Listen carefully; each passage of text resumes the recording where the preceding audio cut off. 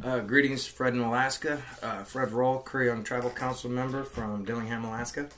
I wanted to share, this was shared with me about a week ago. I was waiting back for confirmation on whether he was going to do it on film as part of my documentary, and he's not going to be able to make it. He has some other obligations, so he told me I could share. He wanted me to leave his name out of it. He's a photographer that makes these brochures for a lot of these remote cabins, you know, for their literature at airports and whatnot, right? So he was up in the Tik Narrows area, which is basically by the Nuyakuk River, where it starts feeding back down to the Nuyakuk. So he was up in this region. He was taking, you know, wildlife photos and just scenery photos for the brochure, and this lodge he happened to get hired by. So he went, and it was, he said it was in June of 1999.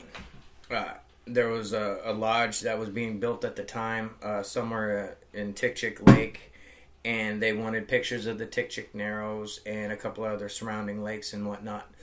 Well, on his adventure, he got his photos he wanted and everything, and he got his gear put away.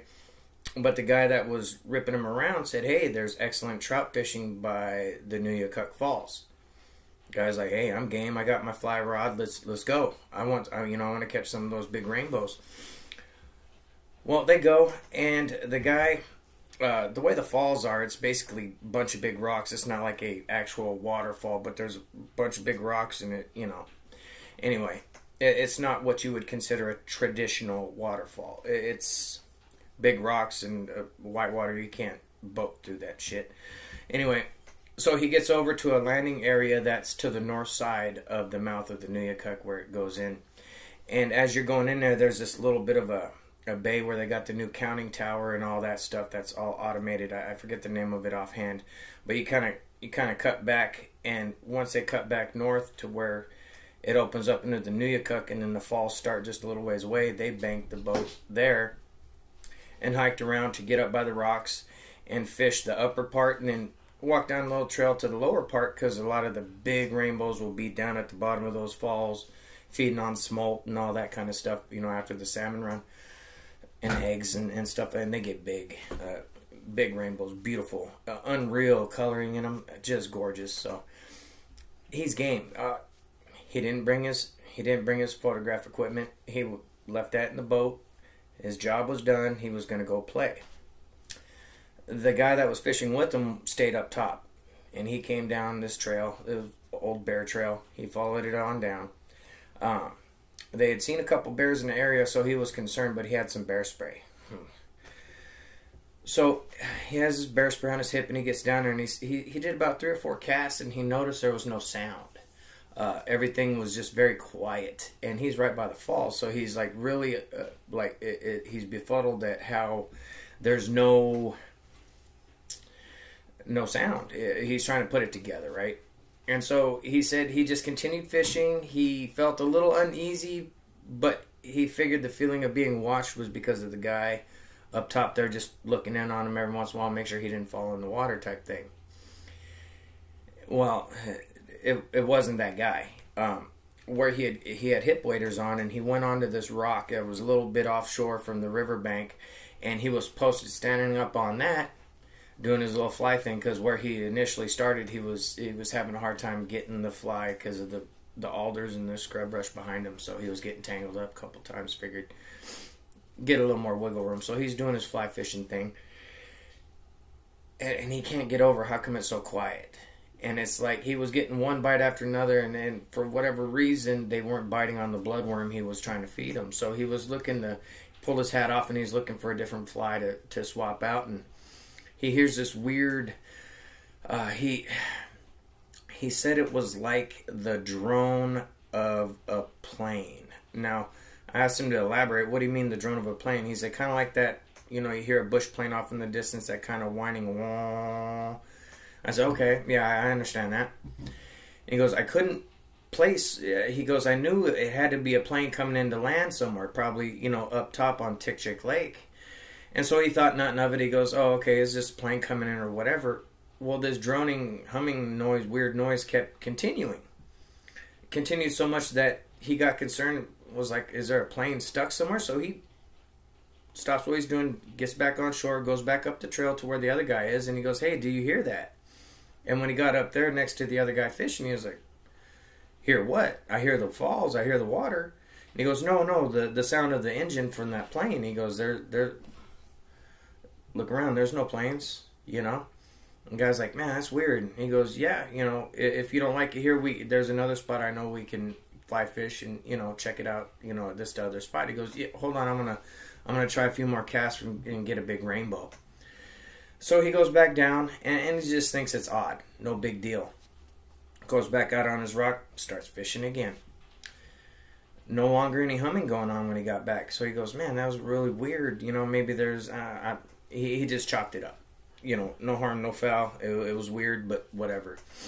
So he continues fishing, and as he's looking, scanning across the river, just as he's, you know, just kind of doing his thing with this fly rod, he notices there's a movement by some of the shrubs. Now, he figures, okay, it's just some wind across the way, because, you know, it's a little bit of a distance, and there was nothing really to make out at that point. But he saw some movement. Figured, okay, it might be a bear. I'll be more bear aware. And he pulled a little pin out of his little bear mace thing that he was carrying, right? He wanted to be ready in case he had to use it. So he pulled the pin, put the pin in his pocket, a little safety pin. So all he had to do was flip up the thing and pull the trigger. So he's bear ready, you know, in his mind.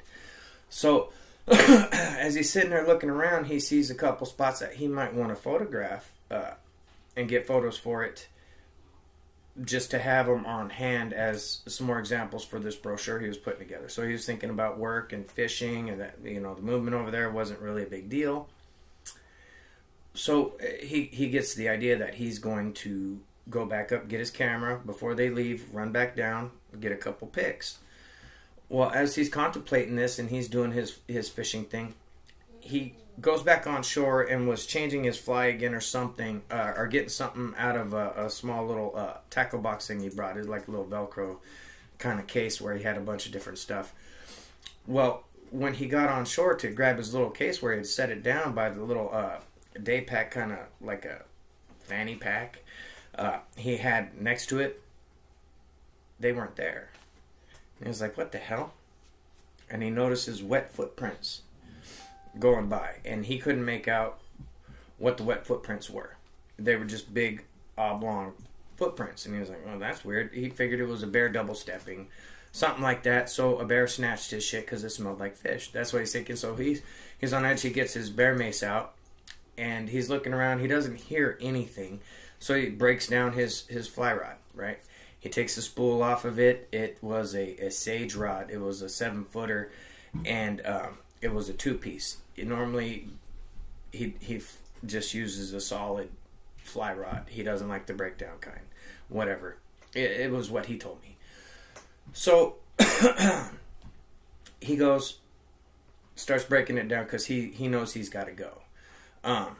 The case, the little fanny pack, and his little lure box or whatever, gone. So he's gonna hand carry this. So he's holding the fly rod and everything in his left hand, and he's got the bear mace in his right hand. And he's looking around. He goes, man, I just got to find the stuff. You know, he had important paperwork in his fanny pack. He had his wallet, you know, his ID, all that stuff. So he needed to find it, but he didn't want to do it alone.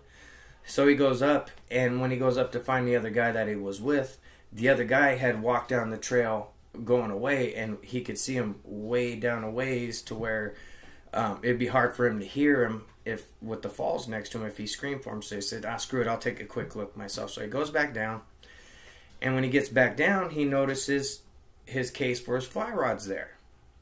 He's like, wait, what the hell? I was just here.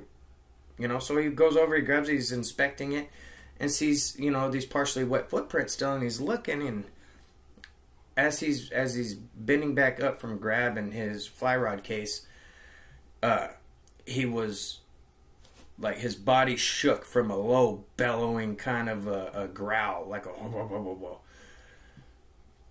He said it was so ungodly he could it took his breath away. Not the impact of the whoa, whoa, whoa sound, but the fear took his breath away instantly. He felt very in danger, very not safe, and a very perplexing, overwhelming fear. He said he'd never felt fear like that before. He had survived a plane crash a couple of years earlier. He said the fear from the plane crash didn't even touch the fear that he had with this sound, because it was unlike anything he had ever heard. No bear sound makes that kind of sound. Not that low, not that pronounced. And so he stands back up, and he's immediately got the bear mace, and he's pointing it around. And so where he's at, he's in a little narrow spot by some alders. So he's going to go down just a little further into where it's more open, so he can, better have a visual and not have something just right on him before he knows it. So he goes over there and he's looking around, and he notices his fanny pack is just about 5 feet away down part this, well-worn trail.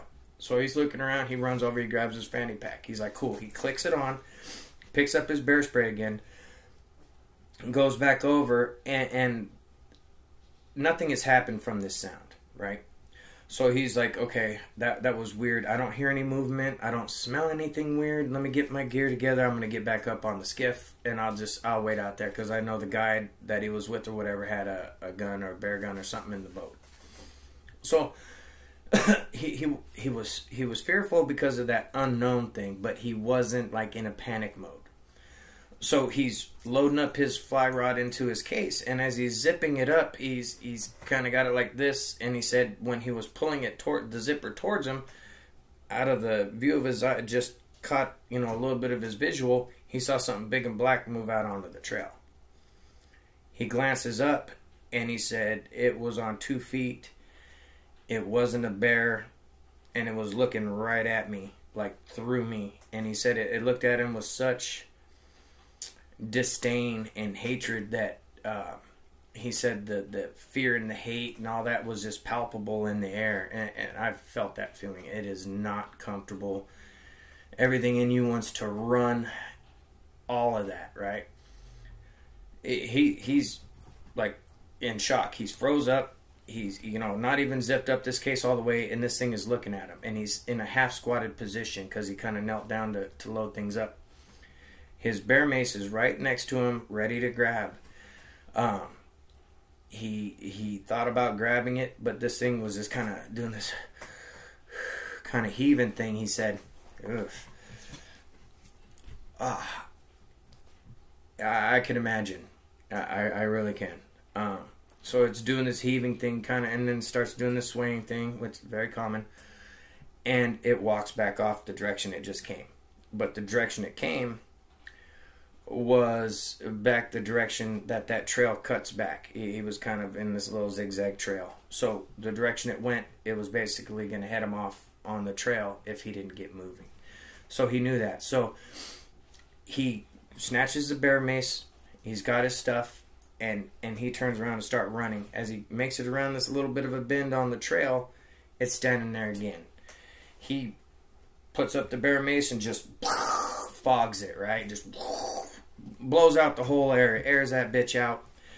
This thing just didn't even flinch, didn't put its hands up or nothing. Just had this cloud envelop it, and it just looked at him, and then started doing that huffing again, and started doing this little half squatting thing, going like this. Now, I've never seen one do that myself, but he took it as challenge accepted. So this thing starts doing this little stomping thing towards him, like this intimidation thing, like really imposing, and he was scared shitless, right? So he ends up backing up into the water, going back towards that rock where he was fishing at. He gets back up on the rock. So the rock, he said, was about 7 to 10 feet out, and it kind of got deeper as you got towards it. You kind of had to get up on it from a point because the water was just a little over the knees. So he gets up on that rock. And that's his only salvation. The water's cold. There's nothing downriver for him. He needs to get back upriver. Back up above the falls there. Well, the rock spillway. Anyway. And this thing is standing in the trail, just a little closer to him than it was when he fogged it with the bear spray, right? Now he's really second guessing that thought to fog this thing. Well, the guy heard him scream. He didn't even realize. The guy told him later that he heard that the photographer guy screaming for a couple minutes straight. Well, this guy didn't even realize it. It was so subconscious. He was in such fear. He was screaming loud, bloody murder, the guy said, right? And so he's standing on a rock, ready to fog it again with the bear spray, whatever good that would do. The guy had made it back over by the skiff, looked down the area through the brush, and saw the thing standing there and saw him on the rock. Runs over, grabs the gun, runs back over, and at this point the thing had turned to face the guy just up the trail a little ways, and just looked at him and does the same thing.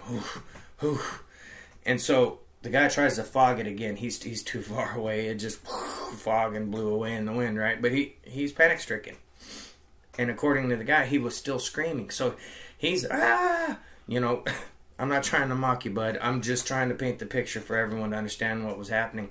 So he's screaming, trying to fog this thing with the bear spray. The guy's got the gun up there, and he puts off a couple shots over the top of this creature, and it just does this little huffy puffy thing, stands up like more upright instead of hunching. And he said it looked so muscular. He said the hair was like a grizzled, but it wasn't like dense and thick like beaver pelt or bear pelt. It was more like human hair. You could see where parts of it were kind of spread, and kind of you could see the skin underneath. It wasn't as dense. You know, the hair wasn't as dense, and he could make that out. And so he's, you know, the two shots, the thing wanders back off in the brush, enough for him to feel he's got a window and enough room to get the frick out of Dodge, if you know what I mean. He runs up there, and the guy that was with him or whatever was like, that was a weird looking bear. And the photographer guy was like, that wasn't no effing bear, dude. That was a Bigfoot. That was a Bigfoot. It looked human-like, you know. And he gave a very classic description. Although he did mention that the eyes were very similar to the type I've seen, where they're like a black translucent marble. Very, very like great white shark looking, you know, his words. And I get the analogy, I really do. It's like a soulless type of... Screw that noise. So they get out of there. That was the last time he did photography for that particular area, and that was in '99. So, you know, these things happen to people a lot more than you could ever realize. I just watched the new Hammer Peterson's or whatever YouTube channel. He does things about cryptids of Canada. Great show, by the way. If you haven't seen Hammers Peterson, check it out on YouTube. Guy's got great stuff. He happened to be talking about the Alaskan hairy man and mentioned Ted Anguson. I know Ted. I know Val Chops, Val Jr.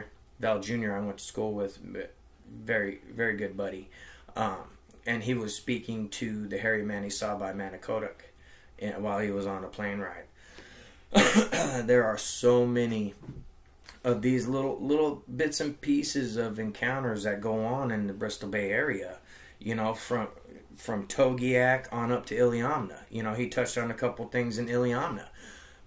There's so much more. Like, for me, I've been reaching out to relatives for my project. I want to get First Nations on camera, giving their experience. You know, just straight up, no coercing, just tell me what it was type of thing.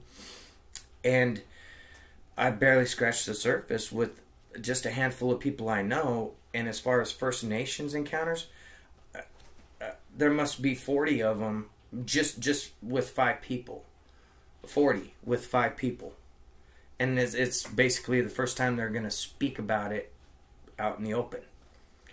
So if we break that math down, just think about all the potential things that have gone on that just no one accounts for. No one in remote Alaska really accounts for these things. Not on a large scale. There may be a few here and there. Joe Active, I think, in Bethel, he keeps track of hairy man stories. I don't even know if he's still alive. I haven't heard back. Anyway, there's a lady, Mary something or another, up in Iliamna, and she touched base on the amount of missing people over the years. So many people in remote places just gone. No trace. No nothing. Like they never existed. Except a memory. Just gone. Poof. And that's another reason for the documentary. I'm not trying to insinuate that the hairy man is snatching all these people and that's why they're missing in Alaska. That's not it. I think there's a portion that very well could be. And with the documentary, you'll see where I'm coming from on that. I know I'm being a little cryptic about it, but I want the documentary to be what it is without hyping anything or whatever. It's just First Nations. The first part is just First Nations and a correlation of stories along with historical references of that area. Like the first part is going to be down by the Port Chatham area, Seward, down on the Kenai Peninsula. That's going to be the first part. And I've already got more interviews than I need for that segment of the documentary. So there's a lot going on, and I just encourage those who've been to Alaska, live in Alaska, First Nations, it doesn't matter. If you've had something happen in Alaska, share it. You don't have to share your name.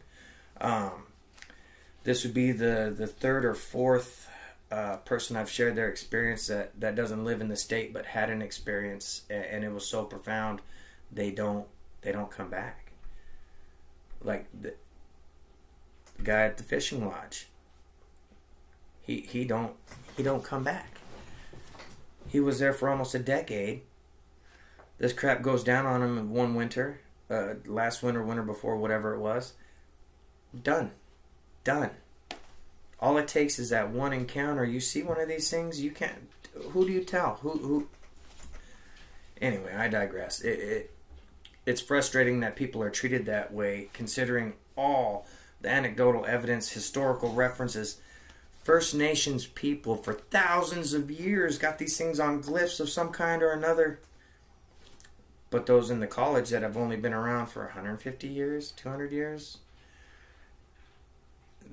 they overlook it, or they'll write a book about the mythology, but they don't delve into the day-to-day lives of these people and how it's happening on a regular basis.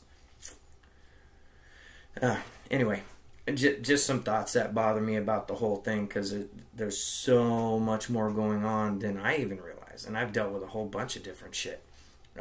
But there's far more going on, and I think the more people that come forward, especially from the Bristol Bay area, or anywhere in Alaska, honestly, the more people we can get to share, maybe we have little better bits of pieces of information to move forward on, as far as information to gain some kind of better understanding, other than just, so and so's missing, or oh yeah, I saw one scream and run off. There's some kind of correlation going here with all of it, and it's mind-boggling, intriguing, but mind-boggling. It just, so much of it doesn't make sense. But thanks for listening. If you've had an encounter, want to share, AlaskanHairymanProject@gmail.com or nocomp907@gmail.com. Yeah, it's crazy. All right, have a good one.